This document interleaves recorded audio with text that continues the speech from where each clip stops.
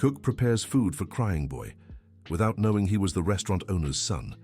Mrs. Margaret was drying her hands on her apron when she heard the desperate crying coming from the service entrance. After 23 years working in that kitchen, she knew how to distinguish all kinds of tears: anger, pain, fear. But these were different. These were tears of abandonment.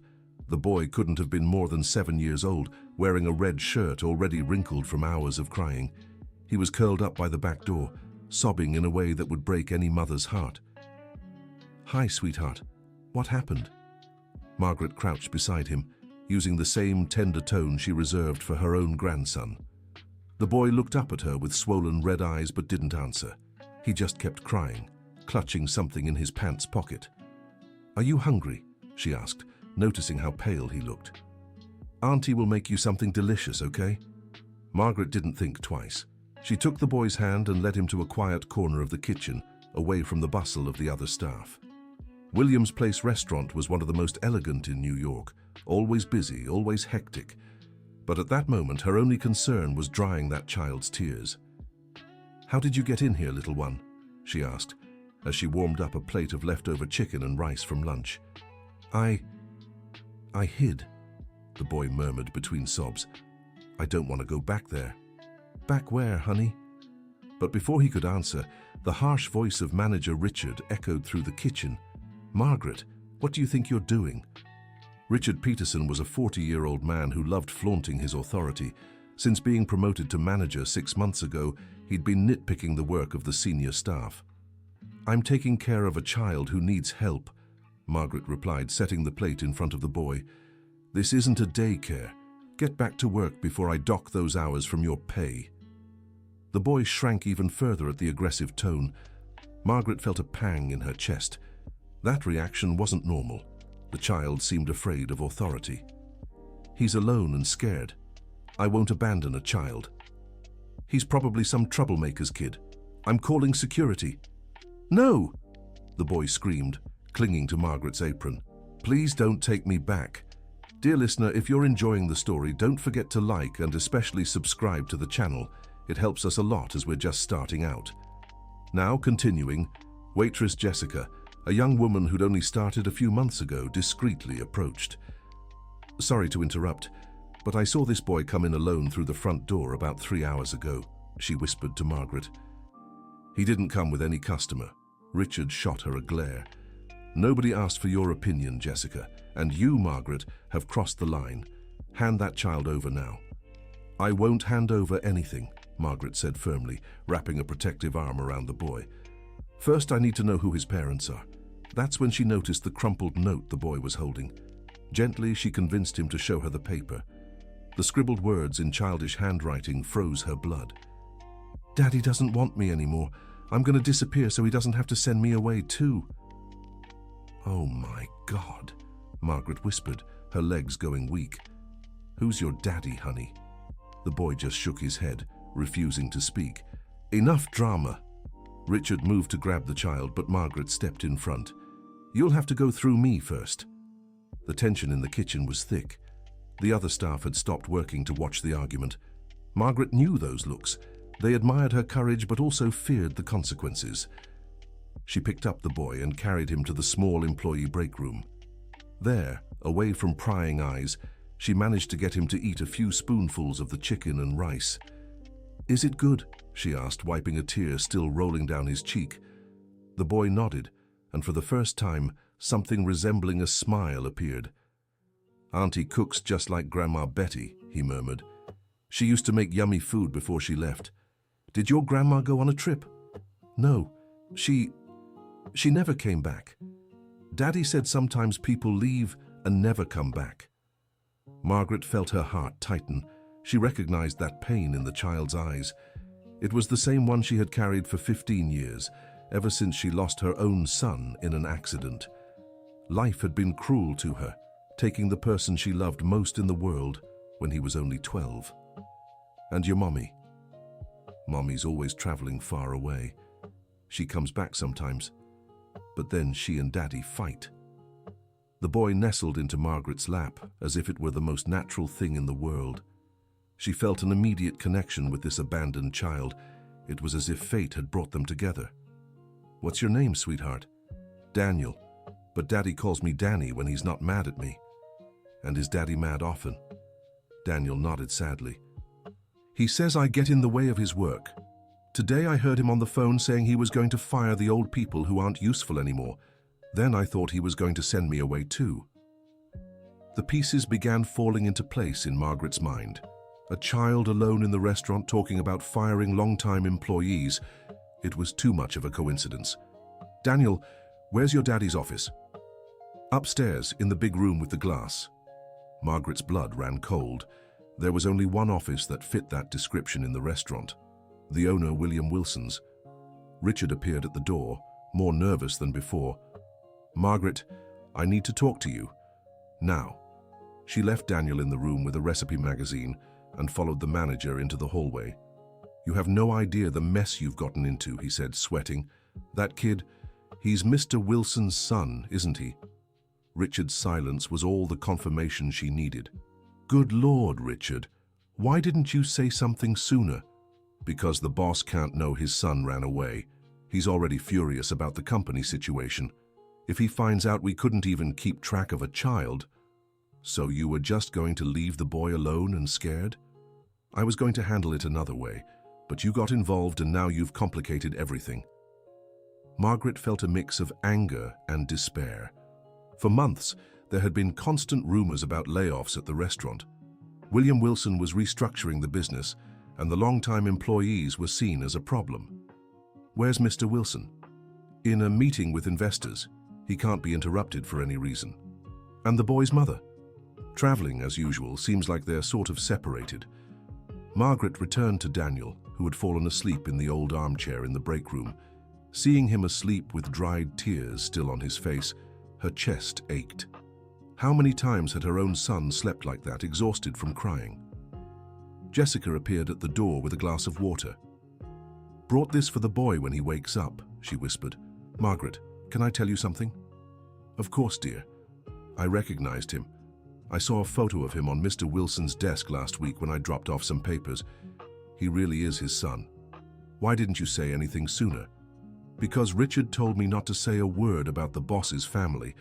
Said I could get fired on the spot. Margaret's heart tightened even more. What kind of place was this, where a child had to run away and employees were afraid to help? Daniel woke up an hour later, still drowsy and confused. Where am I, Auntie? In the safest place in the world, sweetheart. In Aunt Margaret's kitchen. He smiled, the first genuine smile she had seen from him. Can I stay here forever? Oh, my heart, she murmured, hugging him tightly. If it were up to me, you absolutely could. It was then they heard raised voices coming from the main dining room. A woman was shouting, and the sound was getting closer to the kitchen. Where is my son? Has anyone seen my son? Daniel shrank in Margaret's lap. It's Mom, he whispered, fear in his voice. She's mad. Jennifer Wilson stormed into the kitchen like a hurricane. She was an elegant woman, well-dressed, but her face was twisted with desperation and anger. Where is Daniel? She shouted to the entire kitchen. The staff exchanged glances, unsure what to do. Margaret stood up slowly, still holding the boy. He's with me, Mom. Who do you think you are to keep my son? Jennifer advanced toward them. Give him to me now. Calm down, Mrs. Wilson, Margaret said in the gentlest tone she could muster. The boy was scared, and... Don't give me excuses. You're just an employee. Hand over my son and go back to your place. Daniel clung tightly to Margaret's neck. I don't want to go, Auntie. Please don't make me. The child's plea echoed through the kitchen. Even Richard, who had appeared behind Jennifer, seemed moved. Sweetheart, Mommy's here to get you. Jennifer tried a softer tone, but tension laced her voice. Are you going to fight with Daddy again? No, Daniel. Now come with me. Wait a minute, Margaret intervened. The boy is very upset. Let him calm down first. Who do you think you are to give orders about my son? The tension escalated when William Wilson appeared in the kitchen. At 50, he was a commanding man, used to being obeyed without question. Dressed in an impeccable suit, his cold gaze belonged to someone who ruled a culinary empire. What's going on here? His voice cut through the silence like a blade. Margaret had seen him around for years but had never spoken to him directly. William rarely came down to the kitchen, preferring to run his restaurant from the glass-walled office upstairs. "William, your son," Jennifer began. "Daniel, come here," he ordered, completely ignoring Margaret. The boy clung even tighter to her neck. "I don't want to, Daddy." "I didn't ask what you want. I told you to come here." "William, he's scared," Jennifer tried. "He's spoiled. That's different." Margaret felt anger rise in her chest. She couldn't understand how a father could be so cold to his own child. "Excuse me, Mr. Wilson," she said, summoning all her courage. "The boy isn't spoiled. He's hurt." William looked at her as if she were an annoying fly. "Sorry, but who are you?" "I'm Margaret. I've worked in your kitchen for 23 years. "Ah, yes. And what does a kitchen employee know about raising children?" The question dripped with such contempt that Margaret's cheeks burned, but when she looked at Daniel, trembling in her arms, she found the strength to continue. "I know enough to see that this child needs love, not yelling." "Margaret," Richard tried to intervene, horrified. "Sorry, Mr. Wilson, she didn't—" "Let her speak," William crossed his arms. "I want to hear what my employee has to say about raising my son." Dear listener, if you're enjoying the story, don't forget to like and especially subscribe to the channel. It helps us a lot as we're just starting out. Now back to the story. The sarcasm in his voice was sharp, but Margaret didn't back down. "Your son was here crying for hours, alone and scared. He ran from your office because he heard you say you were firing the long-time staff, and he thought you were sending him away too." The silence that followed was deafening. Jennifer stared at William with growing horror. "Is it true, William? Were you talking about layoffs in front of Daniel?" "That's nobody's business here," he replied, but there was something different in his voice. "Daddy," Daniel lifted his little head from Margaret's shoulder. "Are you going to fire Aunt Margaret?" "Daniel, that's grown-up talk." "But she's been so nice to me. She made yummy food and let me sleep in her lap, just like Grandma Betty used to." The mention of his mother, who had passed 2 years ago, made William blink several times. Margaret saw a crack in the businessman's cold armor. "Grandma Betty always said good people should never have to leave," Daniel continued, now looking straight at his father. "Why do you want the good people to go away, Daddy?" Jennifer stepped closer and touched her husband's arm. "William, we need to talk. In private." "No, I want to settle this now," he said, looking at Margaret. "You. How do you know about the company's restructuring?" "Because for months, the employees have been living in fear. Everyone knows you want to modernize the restaurant, and that means letting go of those who've worked here the longest. And what do you think about that?" The question took Margaret by surprise. She expected to be scolded, not asked for her opinion. "I think it's unfair to fire dedicated people just because they're older. I think experience is worth more than youth in many things." "Like what?" "Like knowing a sauce needs love to be perfect. Like recognizing when a child is hungry for food or hungry for affection. Like understanding that some traditions exist because they work." Daniel listened quietly, still in Margaret's arms. "Daddy, Aunt Margaret made the best chicken and rice I've ever had. Better than the fancy restaurant you take me to sometimes." William seemed genuinely surprised. "You ate her food?" "Mm-hmm. And she didn't get mad when I cried over it. She said tears make food a little saltier, but sometimes we just need to cry." Jennifer wiped her own eyes, clearly moved by her son's words. "William, when was the last time you sat down to eat with our son?" "Jennifer, let's not discuss this here." "Yes, let's," she snapped. "It's been 2 months since we've properly seen our son. You're always at that restaurant, I'm always traveling, and Daniel is left alone with babysitters who barely know his name. I work to give you both the best." "The best?" Jennifer laughed, but it was bitter. "William, our son ran away from your office because he was afraid of you. Is that the best?" Daniel started crying again, softer this time. "I don't want you to fight," he whispered. Margaret felt her heart break. She rocked the boy gently, humming a lullaby she used to sing to her own son. "Hush now, my angel. Everything will be all right. Promise, Auntie?" I promise. William watched the scene silently. There was something in his eyes Margaret couldn't decipher. How long have you worked here again? He asked suddenly. 23 years, Mr. Wilson. And you never thought about finding another job? I did, especially when my son was little and I needed more flexible hours.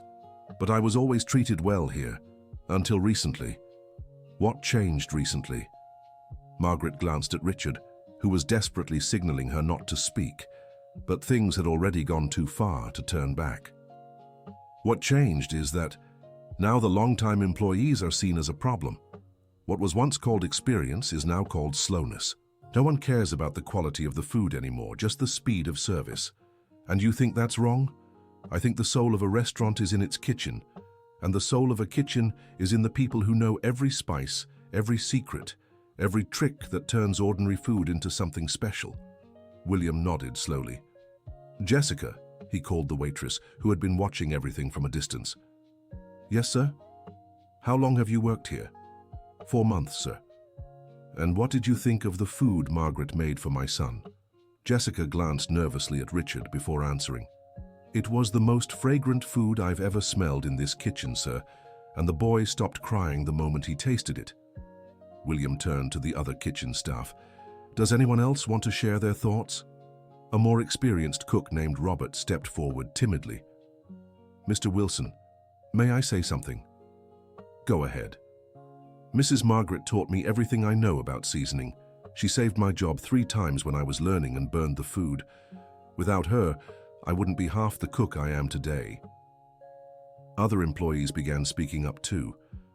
She stays late to teach the new hires. She brought family recipes that became hits on the menu.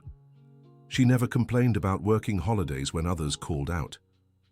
William listened silently, his expression growing more thoughtful. Richard, he called the manager, did you know about all this? Sir, Richard stammered, clearly nervous. Answer directly. Did you know Margaret's value to this kitchen? I did, but what? But I thought modernizing meant replacing everything, even the staff. And who gave you that idea? Richard turned red. No one, sir. It was my own initiative. William walked over to Margaret, who still held Daniel in her arms. May I take my son? Margaret looked at Daniel, who nodded shyly. She handed him to his father but stayed close in case the boy needed her. William held his son awkwardly, as if unsure how to do it. Daniel, Daddy needs to apologize to you, he said, his voice softer now. Why, Daddy? Because Daddy hasn't been giving you enough attention. And because you heard things that scared you. Are you going to fire Aunt Margaret? William looked at her for a long moment. No, I'm not firing Aunt Margaret. Daniel smiled and hugged his father. And will you stop being mad at me? I'll try, son. Daddy will try to be a better father. Jennifer stepped forward and hugged them both. We'll try to be better parents, she corrected. Margaret watched the scene with tears in her eyes, feeling a mix of joy and sadness. Joy at seeing the family reconcile, sadness at remembering her own son, whom she could never hug again. Margaret, William called to her, still embracing his family. Yes, sir? Could you make dinner for us tonight, right here in the kitchen, as a family? Of course, Mr. Wilson. It would be an honor.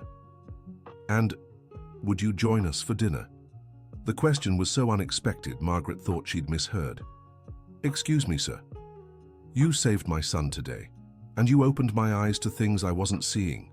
The least I can do is share a meal with you. I'm not sure it's appropriate. It's more than appropriate. It's necessary. Jennifer nodded, smiling for the first time since she'd arrived. Please, Margaret. We'd like to get to know the person who cared for our son when we weren't here. Daniel jumped from his father's arms and ran back to Margaret. Come on, Auntie. You can make your special food for Mom and Dad, too. How could she refuse such a request? As Margaret prepared dinner, she watched the Wilson family trying to reconnect. William helped Daniel wash his hands. Jennifer set up an improvised table in the break room. Simple gestures, but full of meaning. Richard, William called the manager. I need to speak with you. Yes, sir. Starting tomorrow, I want you to reorganize your priorities. The focus isn't just on modernizing anymore, it's on valuing what already works well. Understood, sir. And Richard, if I find out you were sabotaging long-time employees to force resignations, you'll be the first one out. The manager paled but nodded. Margaret smiled as she heard that. Maybe there was hope for all of them after all. The dinner was surreal.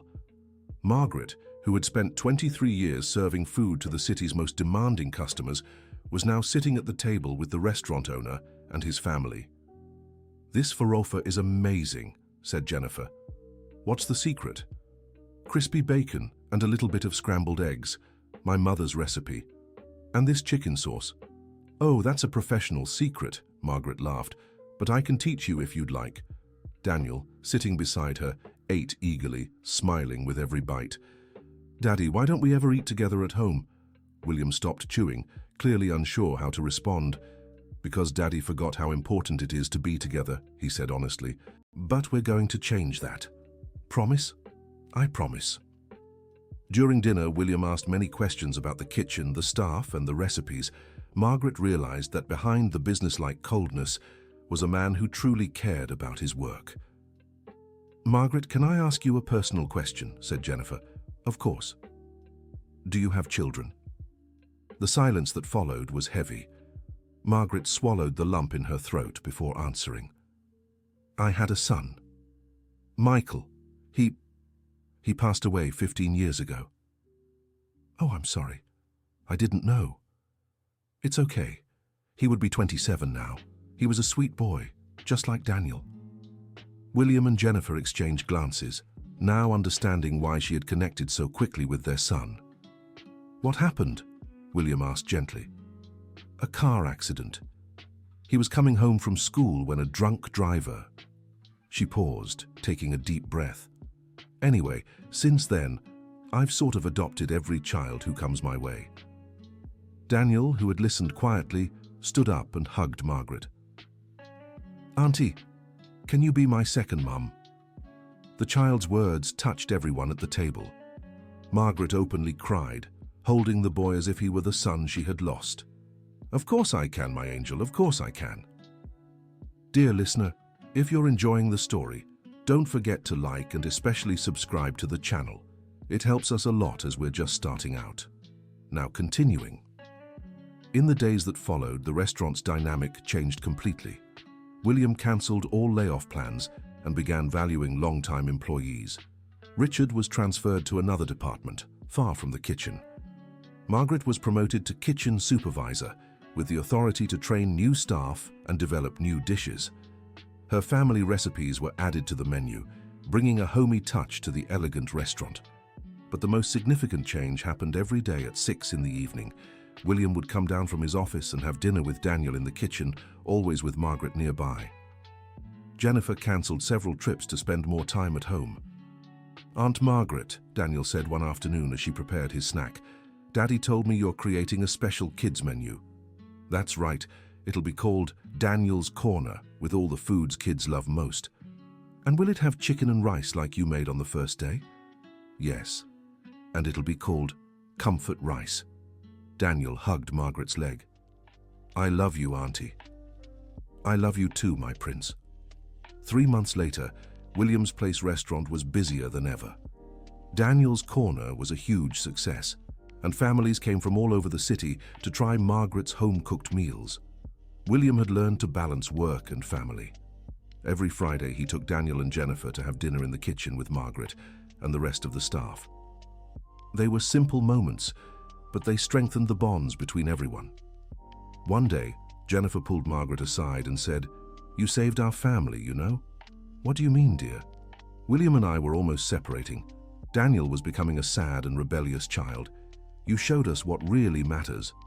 "I just did what any mother would do." "No, you did what an extraordinary mother would do." That night, as Margaret tidied the kitchen, she felt a peace she hadn't known in years. She had found a new family, a new purpose. Michael always said she had magic hands for cooking because she put love into every dish. Now she knew he was right. Daniel appeared in the kitchen in his pajamas, holding a drawing. "Auntie, I made this for you." It was a drawing of his family, but it included an extra figure, a woman in an apron holding a plate. "It's the four of us," explained Daniel. "Daddy, Mommy, me, and you." Margaret hung the drawing on the kitchen wall, right next to the photo of Michael she always carried in her wallet. "Now it'll stay here forever," said Daniel. "Forever," Margaret agreed, knowing she had finally found her place in the world again. William came to pick up his son. "Bedtime, champ." "Daddy, will Aunt Margaret be here tomorrow?" "She'll always be here, Daniel, whenever you need her." "Good." Daniel kissed Margaret's cheek. "Good night, Auntie. Dream of delicious things." "Good night, sweetheart." After they left, Margaret stayed alone in the kitchen for a few minutes, reflecting on how life can change unexpectedly. 6 months ago, she was just another employee facing dismissal. Today, she was an essential part of a family that didn't share her blood, but shared her love. The next day, William called Margaret into his office. "Have a seat," he said, pointing to a comfortable chair. "Is something wrong, Mr. Wilson?" "Actually, many good things have happened. The restaurant has never had so many customers. Daniel's Corner is being copied by other businesses, and our family has never been so united. I'm very happy to hear that. Margaret, I want to make you an offer." "What kind of offer?" "I want you to be a partner in the restaurant." Margaret nearly fell off her chair. "What?" "You brought something here no consultant or expert could. Authenticity. People come here not just for the food, but for the feeling of being at home." "Mr. Wilson, I don't have the money to—" "You don't need money. Your share would be based on what you've already contributed and what you'll keep contributing. Let's say 20% of the business." Margaret stayed silent, trying to process the news. "And Daniel?" she finally asked. "What about Daniel?" "If I become a partner, will it change our relationship?" William smiled. "Margaret, you're part of our family. That will never change, no matter what happens professionally." "Then I accept." "Just like that? No thinking?" "Mr. Wilson, I've learned that the best decisions in life are made with the heart, not the head." In the following months, Margaret adjusted to her new role. As a partner, she had a voice in the restaurant's decisions. She implemented a program to honor long-time employees and created a mentorship system where veterans taught newcomers. The restaurant grew, but kept the family spirit Margaret had brought. Daniel's Corner became a franchise, spreading the concept of home-style food in an elegant setting across the country. Daniel, now 8, remained a constant presence in the kitchen. He had learned to make some simple recipes and loved helping Margaret on weekends. "Auntie, when I grow up, I want to be a cook just like you," he said one Saturday afternoon as he helped prepare cookies. "Are you sure? It's hard work." "I'm sure. Because you taught me that cooking is a way to show love." "And where did I teach you that?" "You didn't say it, you showed it. Every time you cook for someone, your eyes shine with happiness." Margaret smiled, impressed by the child's wisdom. "You're right, my dear. Cooking is my way of caring for people." A year after Margaret and Daniel first met, the family organized a special celebration. It was the anniversary of their second family, as Daniel had named it. The restaurant hall was decorated with photos of the special moments they had shared. Both old and new staff joined in the celebration, all united by the family atmosphere Margaret had created. William gave an emotional speech. "A year ago, I was a successful businessman, but an absent father and a distant husband. Margaret didn't just save my son that day, she saved our entire family. She taught us that success isn't just money in the bank, but having happy people around us." Jennifer also spoke. "Margaret, you taught me that being a mother isn't just giving life to a child, it's nurturing that life every day. Thank you for nurturing our son with so much love." When it was Margaret's turn to speak, she was visibly moved. "When I lost my Michael, I thought my life as a mother was over. You showed me that mothers aren't just born from the womb, but from the heart. Daniel, you gave me back the joy of caring for someone. William and Jennifer, you gave me a new family. I'm grateful every day for that moment when a boy in a red shirt came crying into my kitchen." Daniel stepped forward and handed her a gift. "Open it, Auntie." Inside the box was an embroidered apron with the words, "Chef Margaret, the mother of the kitchen." "Daddy had it made special for you," Daniel explained. "And there's more," William said. "Starting next week, you'll be teaching cooking classes for kids here at the restaurant. The project is called Cooking with Love." "My goodness," Margaret murmured, hugging the apron. "You're the most wonderful family in the world." "We're your family," Daniel corrected. "Forever and ever." The party lasted late into the night. Margaret danced with Daniel, chatted with the staff, laughed with Jennifer, and even convinced William to try her own Brigadeiro recipe. When everyone had left, Margaret stayed alone in the kitchen, tidying up the last details. She looked at the photo of Michael on the wall and whispered, "Thank you, my son, for sending me this family. I know you're happy I found a way to be a mother again." In the quiet of the kitchen, Margaret felt a deep peace. She had found her purpose, nourishing bodies and souls through food made with love. 2 years later, Cooking with Love was in dozens of restaurants across the country. Margaret traveled, teaching other chefs about the importance of cooking with feeling. Daniel, now 10, had become her official assistant. During classes, he helped the other kids and told the story of how he met his heart aunt. The Wilson family had grown even closer. William no longer worked on weekends, Jennifer only traveled when necessary, and Daniel was a happy, confident child.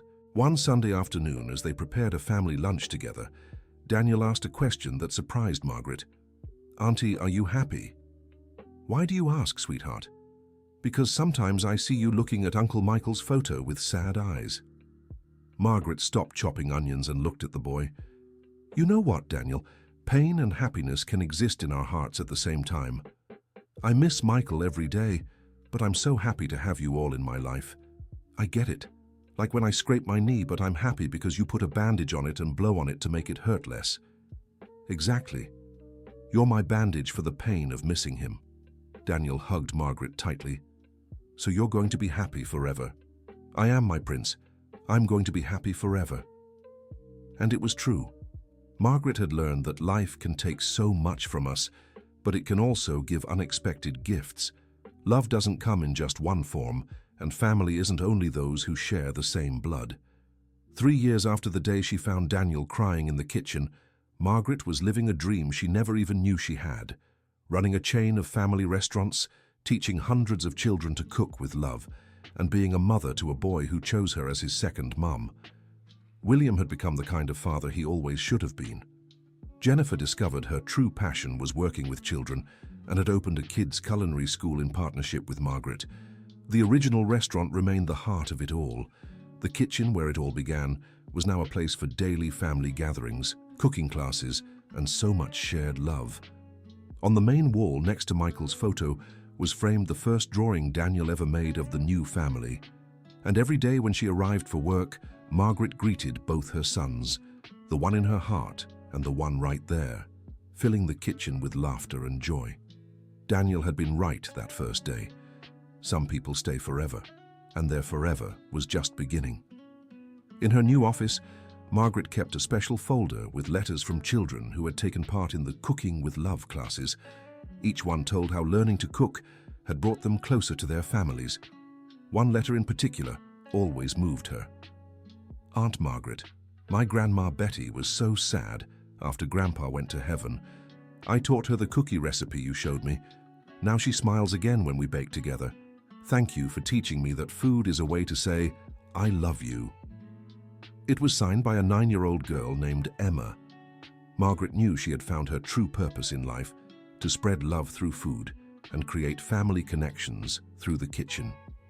End of story. Now tell us what you thought of this heartwarming story. Do you believe small acts of kindness can change entire lives? Share your thoughts below. Have you ever experienced a moment where someone changed your destiny with a simple act of care? Your opinion means so much to us. Don't forget to like and subscribe so you never miss another touching story.